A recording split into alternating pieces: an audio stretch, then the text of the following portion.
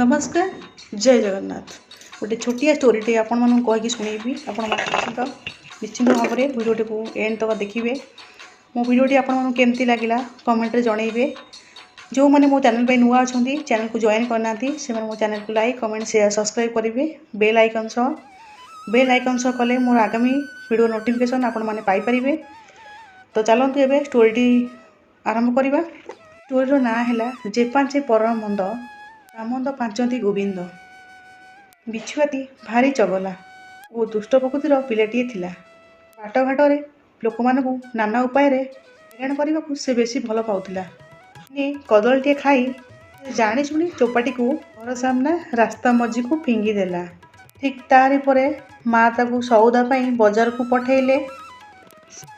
से खुशी रे दौड़ी करी पड़ेला बेले को ऊपर तार गोड़ पड़गला।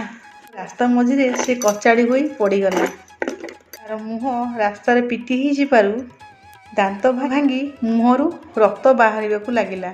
से बहुत कष्ट भोगिला। तेणु बिछुआती निजर मंद कर्म परिणाम कौन ता भल भाव में बुझी पारिला। जीवन में केबे कहार अनिष्ट करबनी बोली क्या कला। तो एथिरु आमे कौन शिक्षा लाभ कले? एथिरु आमे शिक्षा लाभ कले जे केबे कहा को हैरान रे पकेबानी, असुविधा रे पकेबानी। जेबे असुविधा रे पकेबा असुविधा आमे भी सम्मुखीन होबा। देखंतु से पिलाटी केमिति कदली खाई रास्ता रे पकेला अन्य मानु हैरान करे बोली, किंतु से कदली चोपारे निजे पड़ी दांत भांगिला। जे पांचे परर मंद तामंद पाचंती गोविंद। माने जदि मो भिडियोटी आपण मानू भल लगिला निश्चिंत भाव लाइक कमेंट शेयर सब्सक्राइब करेंगे। तो ये रोची पुणी देखा मोर आगामी वीडियो रे।